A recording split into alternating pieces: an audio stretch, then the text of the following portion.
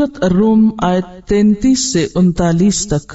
شروع کرتی ہوں اللہ کے نام سے جو بے انتہا مہربان نہایت رحم فرمانے والا ہے۔ لوگوں کا حال یہ ہے کہ جب انہیں کوئی تکلیف پہنچتی ہے تو اپنے رب کی طرف رجوع کر کے اسے پکارتے ہیں، پھر جب وہ کچھ اپنی رحمت کا ذائقہ انہیں چکھا دیتا ہے تو یکایک ان میں سے کچھ لوگ شرک کرنے لگتے ہیں تاکہ ہمارے کیے ہوئے احسان کی ناشکری کریں۔ اچھا مزے کر لو، ان قریب تمہیں معلوم ہو جائے گا۔ کیا ہم نے کوئی سند اور دلیل ان پر نازل کی ہے جو شہادت دیتی ہو اس شرک کی صداقت پر جو یہ کر رہے ہیں؟ جب ہم لوگوں کو رحمت کا ذائقہ چکھاتے ہیں تو وہ اس پر پھول جاتے ہیں، اور جب ان کے اپنے کیے کرتوتوں سے ان پر کوئی مصیبت آتی ہے تو یکایک وہ مایوس ہونے لگتے ہیں۔ کیا یہ لوگ دیکھتے نہیں ہیں کہ اللہ ہی رزق کشادہ کرتا ہے جس کا چاہتا ہے اور تنگ کرتا ہے جس کا چاہتا ہے؟ یقیناً اس میں بہت سی نشانیاں ہیں ان لوگوں کے لیے جو ایمان لاتے ہیں۔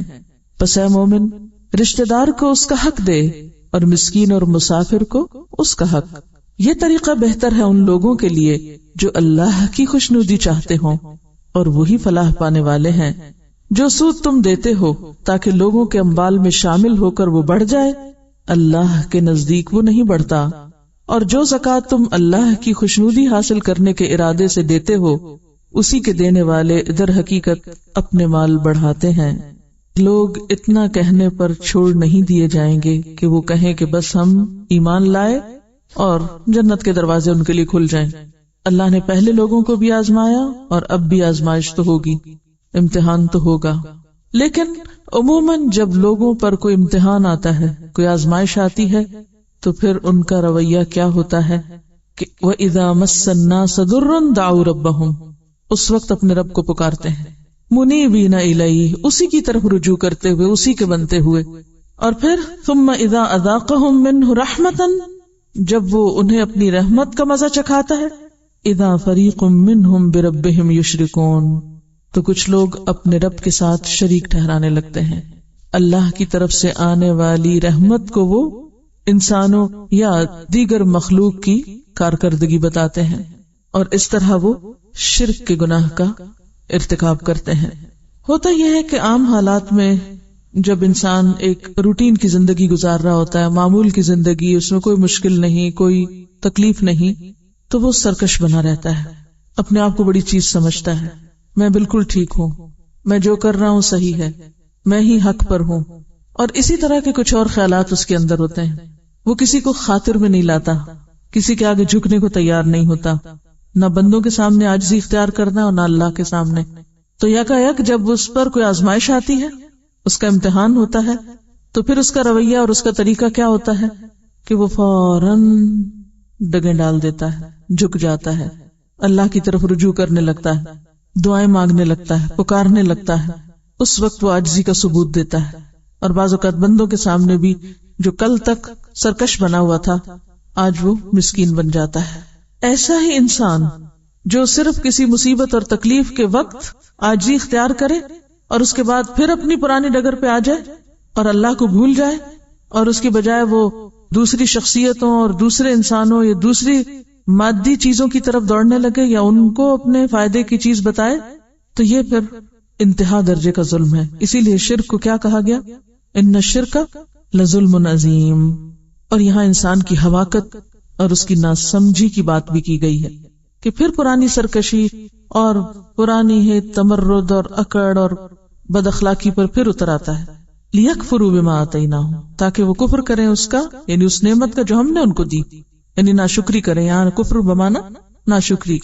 فتمتعوا، تو ٹھیک ہے مزے کر لو، فائدے اٹھا لو، فسوف تعلمون، ان قریب تم جان لوگے کہ جن چیزوں پہ تم بھروسہ کیے ہوئے ہو اور اللہ کو بھول کر جن چیزوں کے پیچھے تم پڑ گئے ہو ان کی حقیقت کیا ہے، یہ جلد تمہارے سامنے آ جائے گا۔ فسوف تعلمون، ان قریب تم جان لوگے۔ ام انزلنا علیہم سلطانا فہو یتکلم بما کانوا بہ یشرکون، تو کیا ہم نے ان پر کوئی دلیل اتاری ہے، کوئی سند اتاری ہے جو گواہی دیتی ہو اس شرک کی جو وہ کر رہے ہیں؟ یعنی ان کے پاس اس شرک کا جواز کیا ہے کہ نعمت دینے والے کو بھول کے یہ دوسرے کے شکر گزار بنے ہوئے؟ ہونا تو یہ چاہیے تھا نا کہ جب تکلیف آئی، دعا ہوئی، تکلیف دور ہو گئی، اب آئندہ زندگی بھر کے لیے یہ کس کے بن جاتے؟ اپنے رب کے بن جاتے. یہی شکر گزاری ہے، یہی اس تکلیف سے نکلنے کے بعد شکر گزاری کا رویہ ہے. لیکن جب وہ ایسا نہیں کرتے، پھر اس کو چھوڑ کر دوسروں کی طرف متوجہ ہو جاتے ہیں، تو اس کو بھول کر اس سے غافل ہو کے کسی اور کی طرف متوجہ ہونا ہی دراصل یہاں شرک کا معنی رکھتا ہے. کہ وہ رب جو توجہ کے لائق تھا، وہ رب جو عبادت کے لائق تھا، وہ رب جو عظمت اور بزرگی کے لائق تھا، اس کو چھوڑ کے تم اور چیزوں سے مروب ہوئے پھرتے ہو، اور چیزوں میں پڑ گئے ہو، اور چیزوں کو تم نے اپنی زندگی میں اہم بنا لیا. تو یہی ناشکری ہے. جلد ہی پتا چل جائے گا کیا دلیل ہے تمہارے پاس اس ناقدری اور اس ناشکری کی. وَإِذَا أَذَقْنَا النَّاسَ رَحْمَةً فَرِحُوا بِهَا، اور جب ہم لوگوں کو اپنی رحمت کا مزہ چکھاتے ہیں تو خوش ہونے لگتے ہیں، پھول اٹھتے ہیں.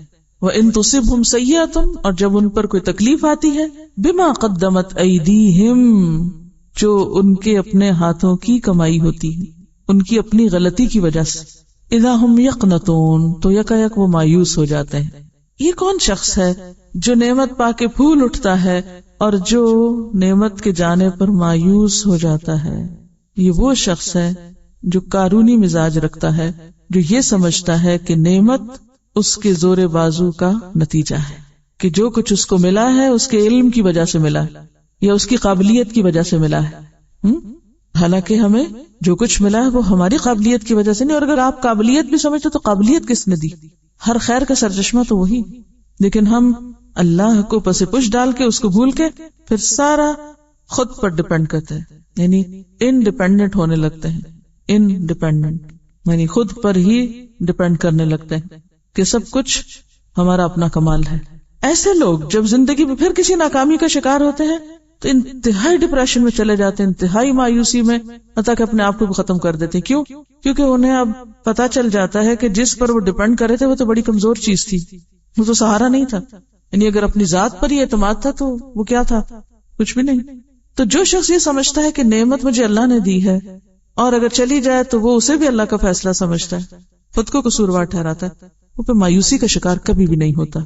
وہ خوشی پا کر بھی معتدل رہتا ہے اور تکلیف آنے پر یا آزمائش آنے پر بھی اعتدال کا دامن نہیں چھوڑتا. وہ اس وقت بھی نہ غلط بیانی کرتا ہے اور نہ ہی بد اخلاقی پہ اترتا ہے، نہ ہی اللہ سے شکوے کرتا اور نہ ہی بندوں سے، بلکہ وہ تو ہر حال میں شکر گزار ہوتا ہے، کیونکہ وہ سمجھتا ہے کہ خوشی اور غم، راحت اور تکلیف دونوں کس کی طرف سے ہیں؟ اللہ کی طرف سے ہیں. لہذا وہ دونوں حالتوں میں اللہ ہی کی طرف متوجہ ہوتا ہے. خوشی ملتی ہے تو بھی اللہ کی طرف، اور غم آتا ہے تو بھی اللہ کی طرف. جیسے آپ صلی اللہ علیہ وسلم نے مومن کے بارے میں فرمایا، عجبا لامر المؤمن، حیران کن ہے مومن کا معاملہ، حیران کن. عام بندہ سمجھ ہی نہیں سکتا کیسے حیران کن، کہ خوشی ملتی ہے تو بھی وہ شکر گزار ہے اور تکلیف آتی ہے تو صبر کرتا ہے. اور یہ چیز مومن کے سوا کسی کو نصیب نہیں ہوتی کہ ان امرہ کلہ خیر ولیس ذلک لأحد الا للمؤمن. تو یہ صرف نصیب ہوتا ہے کس کو؟ مومن کو. ان اصابتہ سراء شکر فکان خیرا لہ وان اصابتہ ضراء صبر فکان خیرا لہ. خوشی میں پھولتا نہیں، غم میں مایوس نہیں ہوتا. اس ساری بات میں ہمیں خود کو پرکھنا ہے کہ خوشی آنے پر ہم کہاں کھڑے ہوتے ہیں، زمین پہ یا آسمان پہ پہنچنے لگتے ہیں، تکبر کی کس انتہا تک جاتے ہیں، کتنی اونچی اڑان اڑتے ہیں، کیا سمجھتے ہیں خود کو اور دوسروں کو. تکبر آپ جانتے ہیں، دوسروں کو حقیر پھر سمجھنے لگنا. خود کو کوئی علم مل گیا، کوئی قابلیت، کوئی مال، کوئی عہدہ، کوئی کچھ، سب بے وقوف نظر آنے لگے، سب اپنے سے کمتر نظر آنے لگے. تکبرن. لیکن مومن خوشی پا کر کیا سمجھتا ہے؟ یہ میرے رب کی طرف سے ہے اور یہ بھی ایک آزمائشی ہے کہ میں اب کیا کرتا ہوں. لیبلونی اشکر ام اکفر. یہ کس نے کہا تھا؟ سلیمان علیہ السلام نے، جب اللہ تعالیٰ نے ان کو ہر طرح کے جانوروں کی بولیاں سکھا دی تھی. ان کا کہ یہ اتنی بڑی نعمت ہے میرے پاس، یہ میرے رب کی آزمائش بھی ہے، اتنا بڑا علم، کہ اب میں کیا کرتا ہوں، شکر گزار ہوں یا ناشکری کرتا ہوں. تو نعمت کوئی بھی ہو، جب بھی عام لوگوں کے مقابلے میں آپ کو کوئی چیز زیادہ مل جائے، سوچئے بہن بھائیوں کے مقابلے میں، رشتہ داروں کے مقابلے میں، دوستوں کے مقابلے میں، عام مخلوق کے مقابلے میں آپ کو کوئی چیز زیادہ مل جائے تو وہ دراصل کیا ہے؟ ایک تو اللہ کی نعمت ہے اور ساتھ ہی اس کو وہ آزمائش بھی ہے. آزمائش کس معنی میں ہے؟ اب آپ کیا کرتے ہیں، اب آپ ان کو کیا سمجھتے ہیں جن کے پاس یہ نہیں، ان کے بارے میں اب کیا خیال ہے. کیونکہ عام طور پہ لوگ کبھی کہتے ہیں یہ فلاں تو اتنا گناہگار ہے اس کو تو مل ہی نہیں سکتا، میں نیک ہوں اس لیے مجھے ملا ہے. فلاں تو ان پڑھ ہے اسے کیسے مل سکتا ہے، میں پڑھا لکھا ہوں اس لیے مجھے ملا. فلاں تو بے وقوف ہے اسے کیسے مل سکتا ہے، میں عقل مند ہوں اس لیے مجھے ملا. تو یہ خود کو پڑھا لکھا سمجھنا اور خود کو عقل مند زیادہ سمجھنا اور خود کو زیادہ بہتر جاننا دوسروں سے، یہی تو تکبر ہے. تو کبھی بھی دل میں خیال آئے تو کیا سوچنا چاہیے کہ فوق کل ذی علم علیم، ہر چیز اسی کی طرف سے ہے، دیتا بھی وہی ہے لیتا بھی وہی ہے. تو عز من تشاء تو ذل من تشاء، سب تو اسی کا ہے، میرے پاس تو اکڑنے کی کوئی گنجائش ہی نہیں. تو مومن اپنے رب پہ بھروسہ کرتا ہے، اس لیے وہ اچھے حالات میں کبھی اکڑتا نہیں، دوسروں کو حقیر نہیں سمجھتا. اور جب اس کی قوتیں جواب دے جائیں تو مایوس نہیں ہوتا. جب سب کچھ بھی چلا جائے تو جو شخص اللہ پہ بھروسہ رکھتا ہے وہ کیا کہتا ہے؟ اگر سب کچھ بھی کھو گیا میرا رب تو میرے پاس ہے نا، وہ تو نہیں گیا کہیں. اور جس کو رب پہ بھروسہ ہوتا ہے وہ کسی بھی چیز کے جانے پہ افسوس نہیں کرتا. حضرت موسیٰ علیہ السلام کو آپ دیکھیے، جب پیچھے فرعون تھا آگے سمندر، تو بنی اسرائیل نے پریشان کرنا شروع کر دیا حسب معمول، یہ ہمیں کہاں لے جا رہے ہو، ہمیں ڈبو گے اب تم، نہ ادھر کے رہنا ادھر کے. تو کتنے کانفیڈنٹلی کہتے کلا، اتنے تنگ حالات میں بھی، جب آگے بھی خطرہ اور پیچھے بھی خطرہ اور بیچ میں آپ پھنسے، کلا کوئی خطرہ نہیں، انما معی ربی سیہدینی، میرے ساتھ میرا رب ہے، وہ مجھے راہ دکھائے گا، وہ رستہ دے گا. ایسا شخص ہوتا ہے جو ہر حال میں انتہائی نقصان کے وقت بھی کیا کہے، کچھ بھی کھو جائے. مثلاً کسی کی اولاد فوت ہو جائے تو ایک مومن کیا کہتا ہے؟ رب تو ہے نا، اسی کی دین تھی، لے گیا، امانت اسی کا مال تھا. شوہر چلا جائے اسی کی دین تھی، لے لیا اس نے، وہ تو ہے نا. شوہر گیا وہ تو نہیں گیا. کوئی بھی چلا جائے، کچھ بھی ہو جائے، وہ حوصلہ نہیں ہارتا، وہ ہمیشہ پانے پہ نظر رکھتا ہے کہ ابھی باقی کیا. اور اگر کچھ بھی نہ رہے انسان کے پاس اور اللہ پہ بھروسہ اور توکل ہے، ایمان ہے، یقین ہے، تو سب کچھ. اور اگر سب کچھ بھی ہو اور یہ توکل اور بھروسہ اور یقین نہ ہو تو کچھ بھی نہیں ہے، پاس خالی ہے. اور ایسے ہی کھوکھلے انسان کبھی خوش نہیں رہ سکتے. اولم یروا، انہوں نے دیکھا نہیں، ان اللہ یبسط الرزق لمن یشاء ویقدر، رزق کی تقسیم تو اللہ کے ہاتھ میں ہے، جس کا چاہتا ہے بہت فراخ کر دیتا ہے، جس کو چاہتا ہے نپتلا دیتا ہے. یعنی اگر اس نے کبھی زیادہ بھی دیا تو اسی کا دیا ہوا تھا، اور اگر آج اس نے لے لیا تو بھی اسی کا کرم. ایک پیراگراف آپ کو سناتی ہوں. ایک شخص اچھے خاندان میں پیدا ہوا، بعد کو اس کے حالات خراب ہو گئے، معاشی اعتبار سے وہ بالکل مفلس ہو کر رہ گیا. اچھے حالات تھے، پھر سب کچھ چلا گیا. اس زمانے میں اس کے تمام دوست اور رشتہ دار اس سے جدا ہو گئے، کوئی اس کا نہ رہا، نہ کوئی سلام، نہ ملاقات، نہ کلام، کوئی تعلق والا نہیں تھا.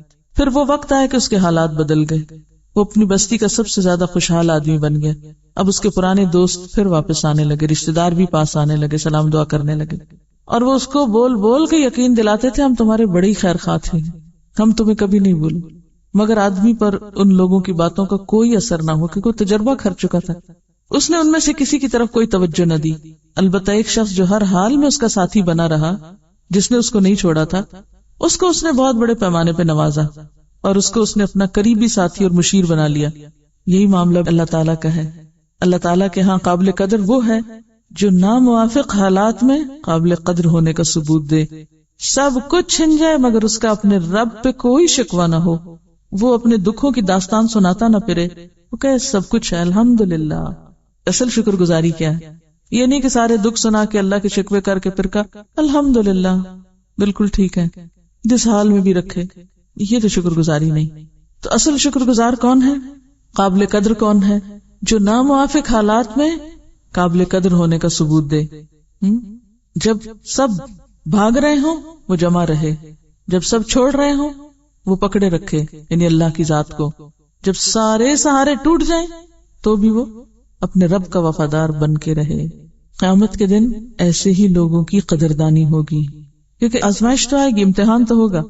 وَلَنَبْلُوَنَّكُمْ بِشَيْءٍ مِّنَ الْخَوْفِ وَالْجُوعِ وَنَقْصٍ مِّنَ الْأَمْوَالِ وَالْأَنفُسِ وَالثَّمَرَاتِ وَبَشِّرِ الصَّابِرِينَ الَّذِينَ إِذَا أَصَابَتْهُمْ مُصِيبَةٌ قَالُوا إِنَّا لِلَّهِ وَإِنَّا إِلَيْهِ رَاجِعُونَ. فوراً اپنے رب کو یاد کرتے ہیں، اِنَّا لِلَّهِ وَإِنَّا إِلَيْهِ رَاجِعُونَ. اور اللہ بھی دلوں کو دیکھتا ہے نا، جسموں کو تو نہیں دیکھتا. تو اللہ تعالیٰ کس چیز کی قدر کرتا ہے؟ صرف باتوں کی نہیں، ٹیسٹ کر کے دیکھتا ہے، امتحان لے کے دیکھتا ہے. اچھا اب یہ کیا کہتا ہے، اب یہ شخص کہاں کھڑا ہے. تو ہر حال میں شکر گزار بندے. یعنی کچھ لوگوں کی عادت ہوتی ہے نا، آپ ان کے ساتھ عرصہ بھلائی کرتے رہے تو وہ آخر میں آپ سے کیا کہیں گے؟ تشنا رہ گئے، کچھ نہیں پایا، وہ نہیں پایا جو پانا چاہیے تھا. وہ مایوسی کی بات کر کے لوٹیں گے. اور کچھ لوگ ہیں اگر آپ ان کے ساتھ تھوڑا سا بھی بھلا کر دیں تو اس سے زیادہ شکر گزار ہوتے ہیں. اور ایسے ہی لوگ اور پاتے ہیں. ہم سمجھتے ہیں کہ اور پانا شاید ہماری قوت اور ہماری کوشش سے ہوگا. مزید پانے کا راز کیا ہے؟ شکر گزاری. کہ یا رب جتنا تو نے دیا میں اس پہ شکر گزار ہوں، جو بھی تو نے عطا کر دیا میں تجھ سے راضی ہوں، میں خوش ہوں. بول کے تو دیکھیں کسی وقت تنہائی میں بیٹھ کے اللہ کے ساتھ، کیونکہ ہم تو ہر وقت روتے رہتے ہیں یہ نہیں ہے وہ نہیں ہے وہ نہیں.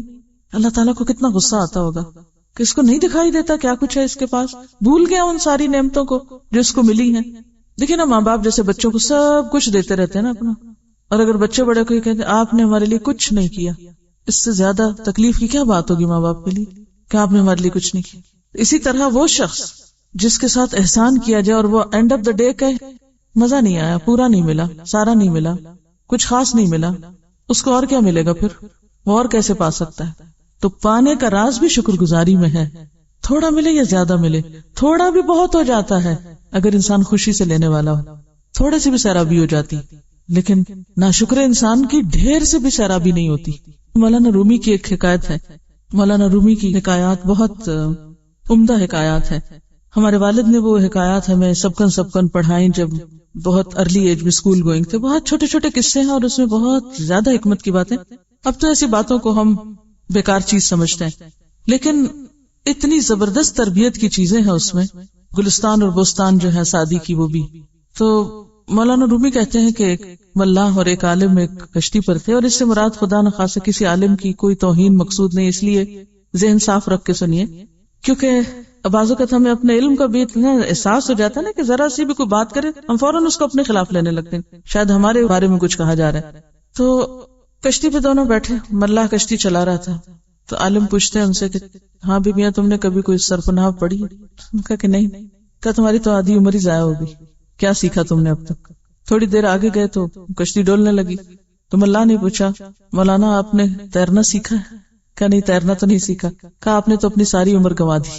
تو بعض اوقات ہم صرف نحو پڑھ کے گرامر بہت اچھی پڑھ کے ہم کیا سمجھتے ہیں جو ہمیں علم ہے وہ تو کسی اور میں ہے نہیں.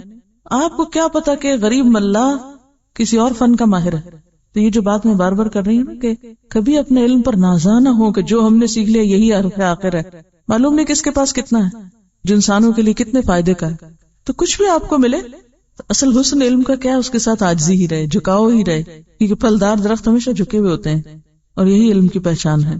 تو بہرحال بات یہ ہے کہ اگر انسان کو یہ یقین ہو جائے کہ رزق تو اللہ کے ہاتھ میں ہے اور یہ اسی کی تقسیم ہے، کسی کو زیادہ دیتا ہے کسی کو کم، اگر آج مجھے زیادہ ملا ہے تو اس میں میرا تو کوئی کمال نہیں، وہ جب چاہے لے بھی سکتا ہے.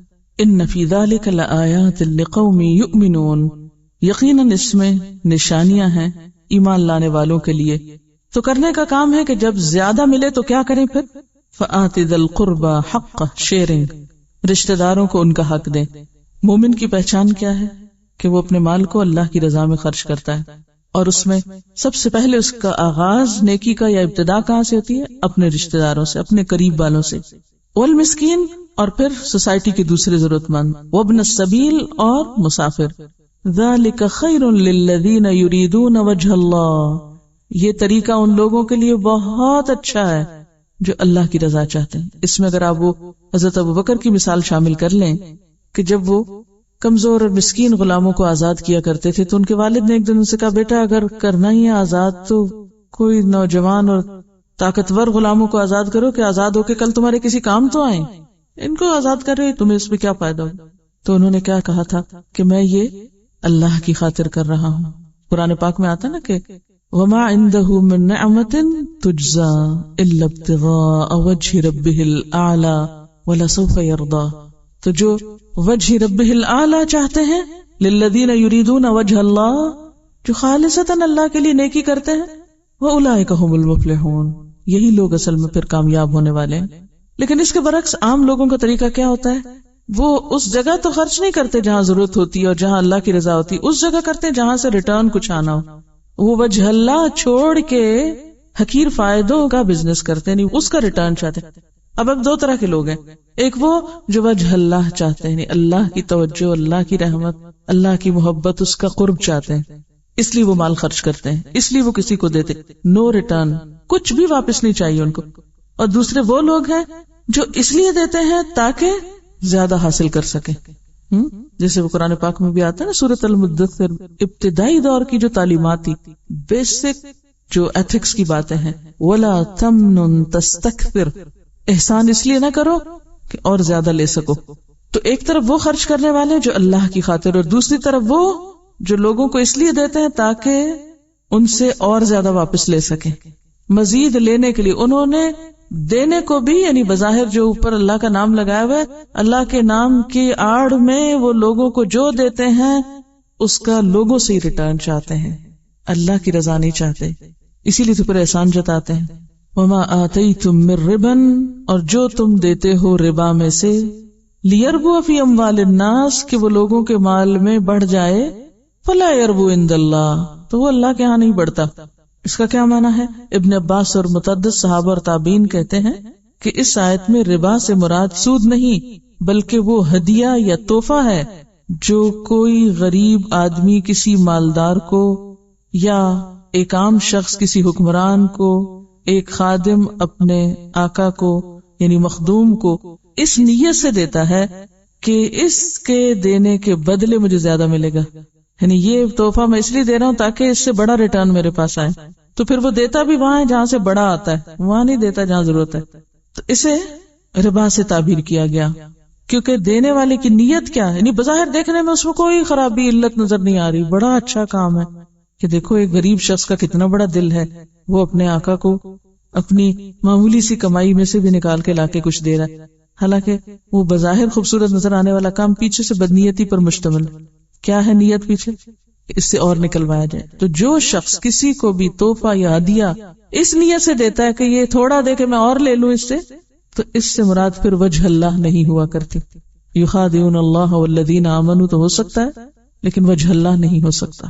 وما آتیتم من زکاۃ تریدون وجہ اللہ، اور جو زکوٰۃ تم دیتے ہو اللہ کی خاطر، اور وہ کس طرح دیتے ہو کہ دایاں ہاتھ دے تو بائیں کو خبر نہ ہو، اپنا آپ اپنا اندر پاک کرنے کے لیے، نہیں حرص اور بخل سے۔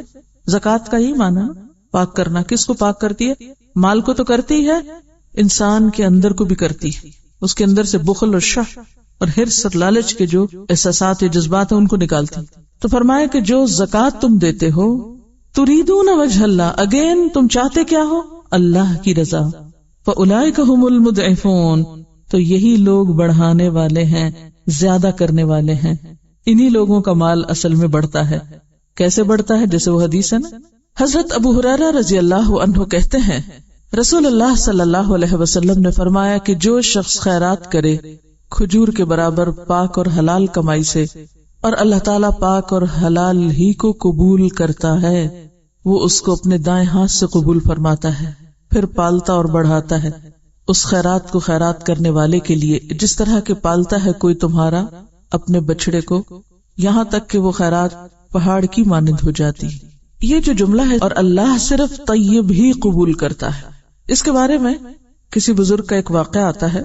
جو بزرگ یا اللہ والے لوگ ہوتے ہیں ان کی اپنی زندگی میں کچھ تجربات، مشاہدات اور کچھ علم و حکمت کی باتیں اللہ تعالیٰ ان کے اوپر القاء کرتا ہے، اگرچہ وہ شریعت کا درجہ نہیں رکھتی، لیکن ان میں ہمارے لیے بعض اوقات بہت بڑا سبق بھی ہوتا ہے۔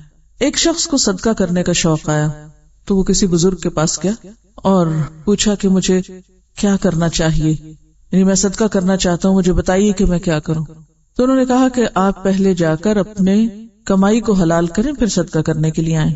لیکن وہ شخص نہ سمجھے، ان کا کہ نہیں مجھے صدقہ کرنا ہے۔ کہا کہ اچھا جاؤ کرو صدقہ، اور صدقہ اس طرح کرنا کہ جو بھی پہلا شخص تمہیں ملے تم اس کے ہاتھ پر جو بھی تمہارے پاس ہے وہ رکھ دینا۔ بہرحال وہ باہر نکلے تو ایک نابینا شخص ان کو ملا، بہت ہی محتاج مسکین شکل کا۔ تو چونکہ شیخ کا کہنا یہ تھا کہ جو پہلا شخص نظر آئے اسی کو دے دینا، انہوں نے کہا کہ ان کا حکم ہے اس لیے میں اس کو دے دیتا ہوں۔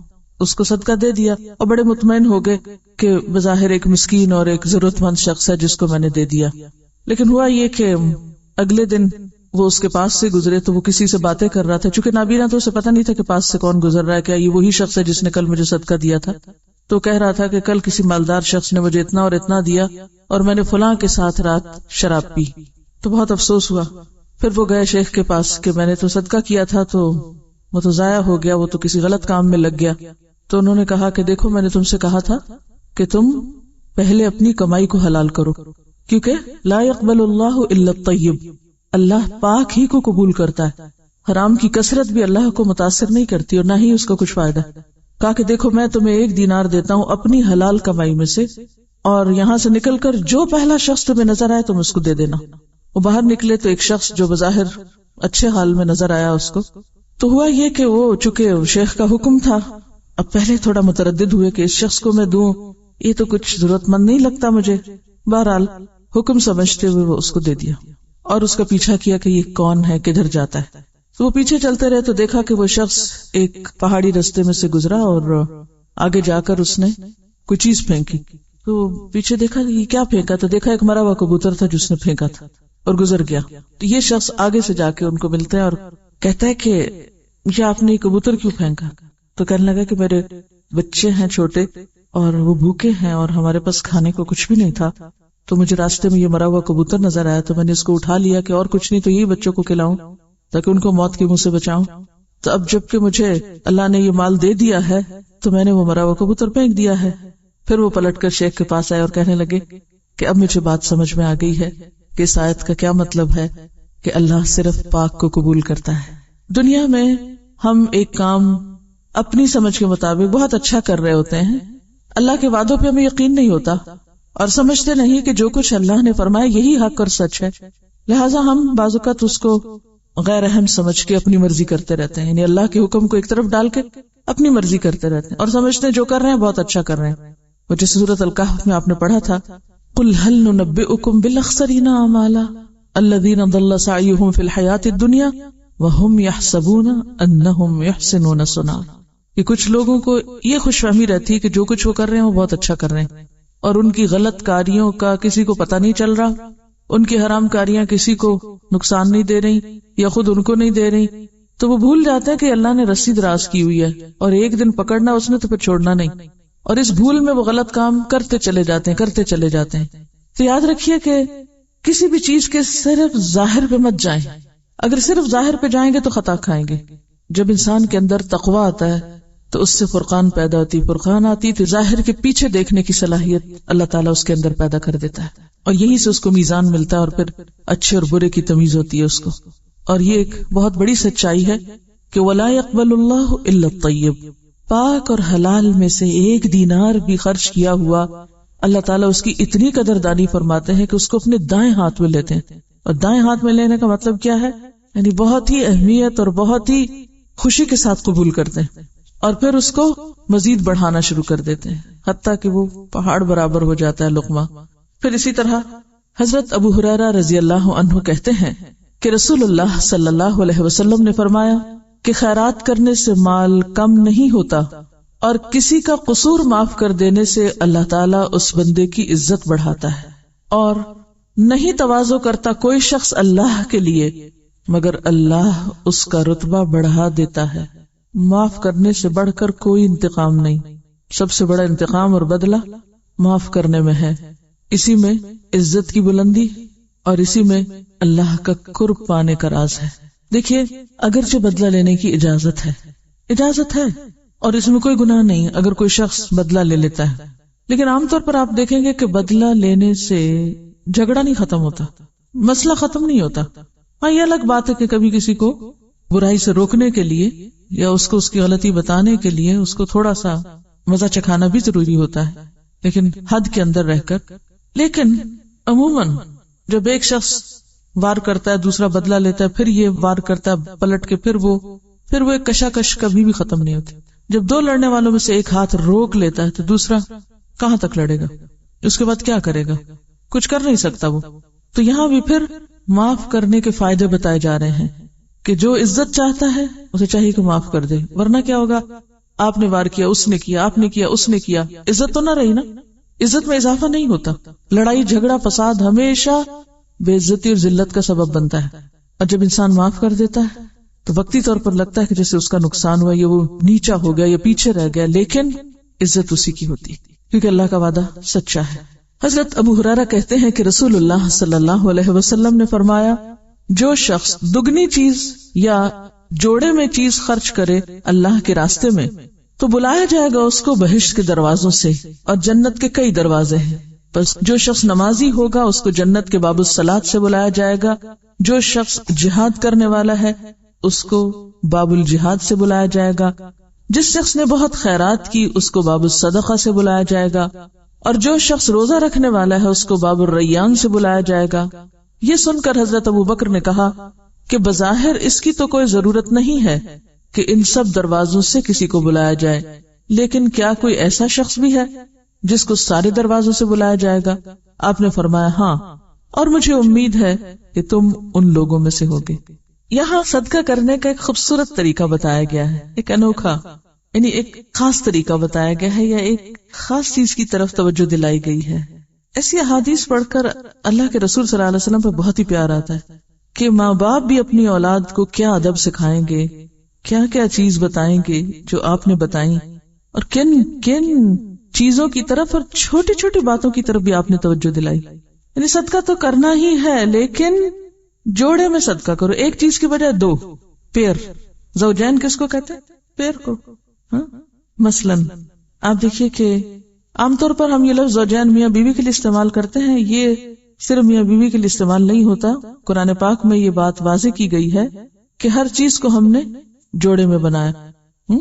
اور یہ بات اب ثابت ہو چکی ہے کہ درختوں میں بھی اور پانی میں بھی اور پہاڑوں میں بھی جوڑے پائے جاتے ہیں. ایک کی بجائے دو چیزیں دینا. جب آپ کسی کو صرف ایک چیز دیتے ہیں تو بعض اوقات وہ ایک چیز اتنی فائدے کی نہیں ہوتی. جب آپ اس کو دوسری چیز کے ساتھ ملا کے دیتے ہیں، مثلا آپ نے کسی کو روٹی دے دی، سالن نہیں دیا، تو ٹھیک ہے وہ بےچارا بھوکا ہے، کھا لے گا، خشک روٹی بھی کھا لے گا. لیکن اگر آپ اس کو دو چیزیں ملا کے دیتے ہیں، کمبینیشن دیتے ہیں، تو وہ زیادہ بہتر ہے. اس میں جو چھپی ہوئی چیز ہے وہ دوسرے کی ضرورت کو بدرجہ کمال پورا کرنا بھی ہے. یعنی بدرجہ کمال، ادھوری چیزیں نہیں، بلکہ اتنا تو دو کہ جس سے دوسرا خوش ہو جائے. یعنی محض دینا ہی نہیں بلکہ اچھے سے دینا. تو جو شخص جوڑے میں دے گا اسے جنت کے کئی دروازوں سے بلایا جائے گا. یعنی اس کا درجہ زیادہ ہے. ایک ہے نیکی کا کام کرنا اور ایک ہے مقربین کی صف میں شامل ہونے کے لیے کچھ کرنا. ایک ہوتا ہے کیجول ایٹیٹیوڈ، بس کر لیا جو کر لیا اور اسی پہ مطمئن ہو گئے. اور ایک یہ کہ ہر کام میں حسن، ہر کام احسان کے درجے پہ، ہر کام میں خوبصورتی، پرفیکشن جسے عام زبان میں ہم کہتے ہیں. آدھا کام ادھورا کام ہے اور پورا کام پورا کام ہے. تو جو شخص کام پورا کرے اس کی جزا بھی کتنی پوری، بہترین. حضرت ابو ہریرہ کہتے ہیں کہ ایک روز رسول اللہ صلی اللہ علیہ وسلم نے دریافت فرمایا کہ تم میں سے کون روزہ دار ہے؟ ابو بکر نے عرض کیا میں. پھر آپ نے پوچھا تم میں سے کون جنازے کے ساتھ گیا؟ ابو بکر نے عرض کیا میں. پھر آپ نے پوچھا تم میں سے کس نے مسکین کو کھانا کھلایا؟ ابو بکر نے عرض کیا میں نے. پھر آپ نے پوچھا تم میں سے آج کس نے بیمار کی عیادت کی؟ ابو بکر نے عرض کیا میں نے. آپ نے فرمایا جس میں یہ باتیں جمع ہو جائیں وہ جنت میں جائے گا. یعنی نیکی کا کتنا وسیع تصور ہے. ہم عام طور پر ایک کام میں لگتے ہیں، دوسرے سارے اگنور کر دیتے ہیں، سارے بھول جاتے ہیں، سب چھوڑ بیٹھتے ہیں، اور ہم اس پر ہی خوش ہو جاتے ہیں کہ بس میں یہ کام کر رہا ہوں اور یہ سب سے اچھا ہے اور یہ سب سے بہتر ہے. عموماً آپ نے دیکھا ہوگا جو لوگ نماز روزہ مسجد وغیرہ کا خیال کرتے ہیں وہ لوگ صدقہ خیرات یا اور باقی بہت سی چیزوں کو بھولے رہتے ہیں. جو لوگ سوشل ورک بہت کرتے ہیں وہ عموماً مسجد جانا بھول جاتے ہیں. اسی طرح جو جس فیلڈ میں چلا گیا بس وہ اسی کا ہو کے رہ گیا، باقی دنیا کو بھول گیا. لیکن ایک معتدل انسان جو نیکی کے بہت سے کاموں کو ذہن میں رکھے وہی مقربین میں سے ہو سکتا ہے. تو حضرت ابوبکر کی شخصیت کا بھی یہاں پتہ چل رہا ہے کہ کتنے الرٹ انسان تھے اور ان کی نگاہیں نیکی کے مواقع تلاش کرتی تھی. ہماری نگاہیں کیا تلاش کرتی رہتی؟ یا یہ دیکھتے ہیں کون کیا خرابی کر رہا ہے، کس میں کیا غلطی ہے، کون کیسا ہے.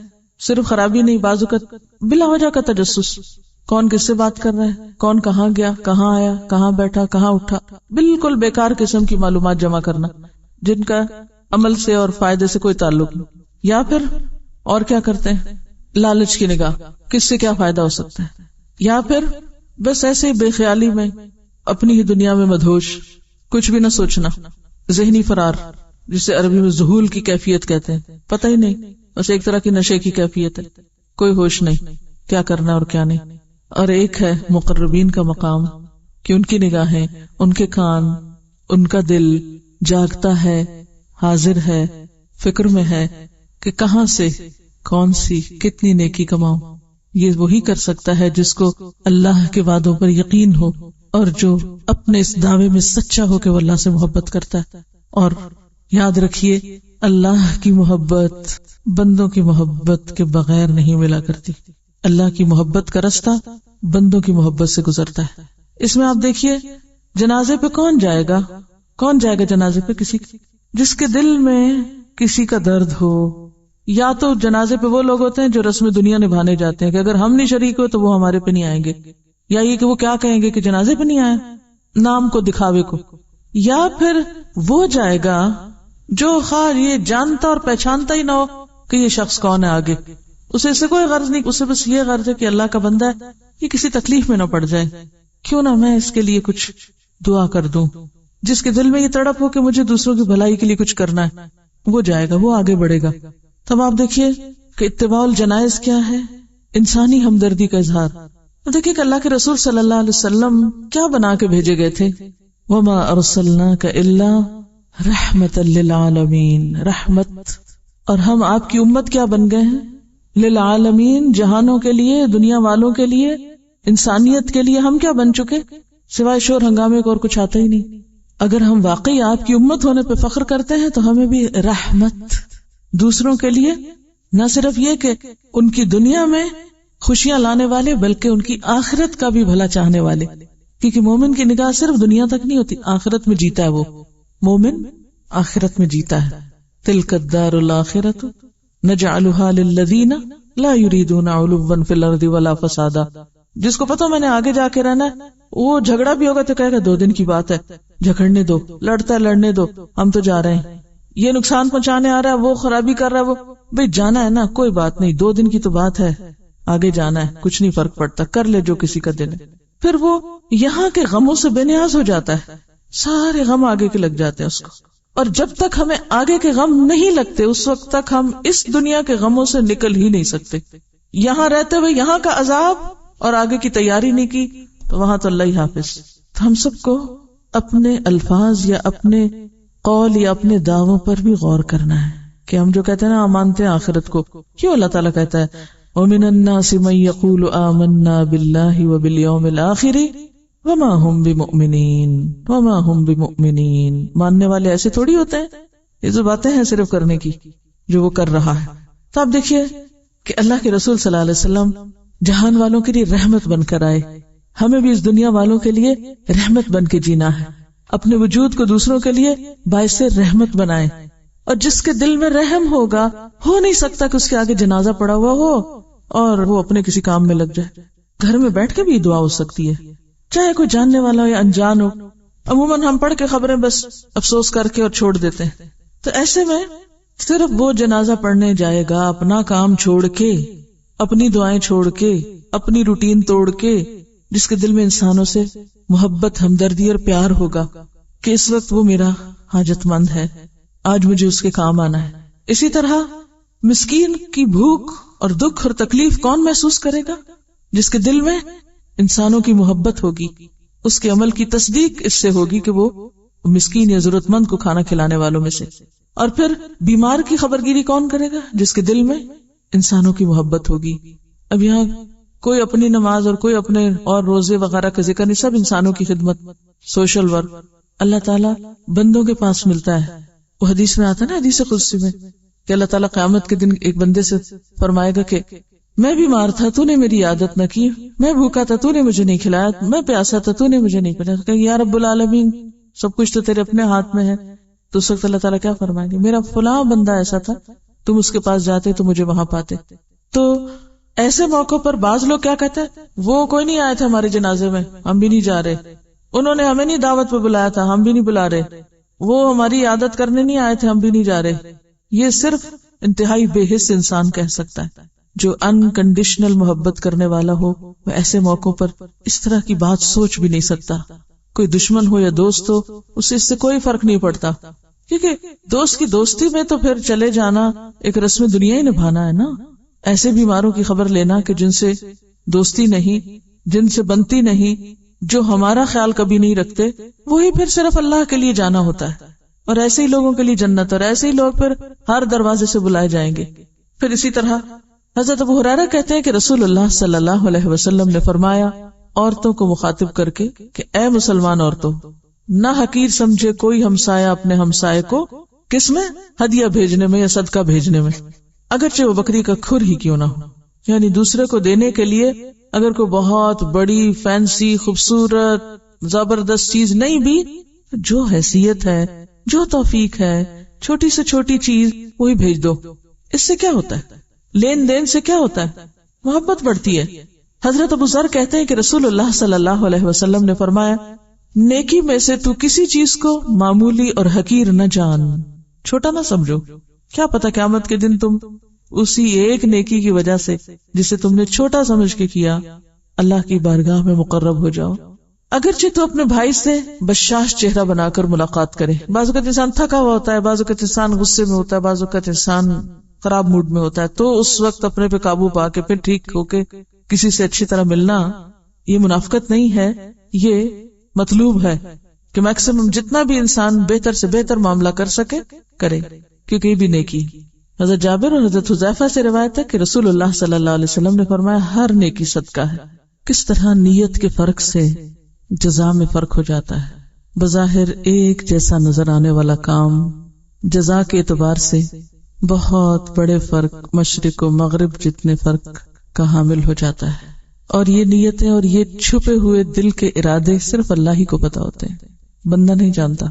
بعض اوقات ایسا کرنے والا خود بھی نہیں جان رہا ہوتا، خود بھی نہیں پتا چلتا اس کو کہ وہ کیا کر رہا ہے. کتنی بڑی انسانی کمزوری کی نشاندہی کی گئی ہے. تو اس خول سے، اس دھوکے سے باہر نکلنے کی ضرورت ہے، اور اپنے آپ کا احتساب کرنے کی ہم سب کو ضرورت ہے. کیونکہ اپنی اصلاح جب تک ہم خود نہیں کریں گے، کوئی ہمارا کچھ بھی نہیں بنا سکتا. دیکھیے اس وقت جو کام میں کر رہی ہوں آپ کے ساتھ، یعنی قرآن کی کچھ آیتیں شیئر کرتی ہوں، اس کی مثال ایسی ہے کہ ایک ماحول، ایک سپورٹ، ایک راستہ آپ کو بتا دیا جائے، باقی جو کرنا ہے وہ آپ کو خود کرنا ہے. یہ بالکل ایسے جیسے ایک کسان ہوتا ہے، وہ بیج اگا نہیں سکتا، کسان نہیں بیج اگاتا، تو کسان کیا کرتا ہے؟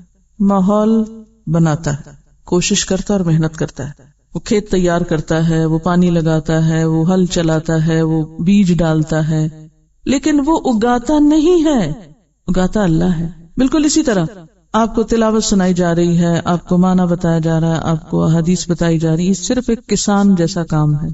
یہ تلاوت سنا کے ایک زمین نرم کی جائے، پھر اس میں مفاہیم ڈالے جائیں، سو کیا جائے، لیکن اس بیج کو پودا بنانا اللہ کا کام ہے. لہذا اللہ سے مدد مانگتے ہوئے، اللہ پر بھروسہ کرتے، کسی انسان پر نہیں، اللہ پر بھروسہ کرتے ہوئے ہمیشہ اس چیز کی دعا کرتے رہیں کہ جو کچھ اپنی کتاب میں سے اس نے ہمیں دیا ہے، جو ہمارے دلوں میں ڈالا ہے، وہ واقعی پودا بن کے پھل پھول ہمارے اخلاق اور عمل اور کردار کی شکل میں دنیا اور آخرت میں ہمیں دے.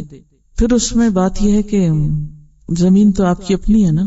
کوئی کتنا بھی ماحول تیار کرے گا، زمین ہی خراب ہے، ناکارہ ہے، جیسے قرآن میں آتا ہے نا وَالَّذِي خَبُثَ لَا يَخْرُجُ إِلَّا نَكِدًا. جو خراب زمین ہوتی ہے سوائے بیکار چیزوں کے کچھ نہیں اگاتی. کتنا بھی اچھا بیج ڈالے وہ کچھ بھی نہیں نکلے گا. خراب زمینوں کا پتہ، جن میں کلر ہوتا ہے، پانی زیادہ ہوتا ہے، نمکین ہوتی ہیں، ریت ہوتی ہے زیادہ، بیکار قسم کی، بنجر.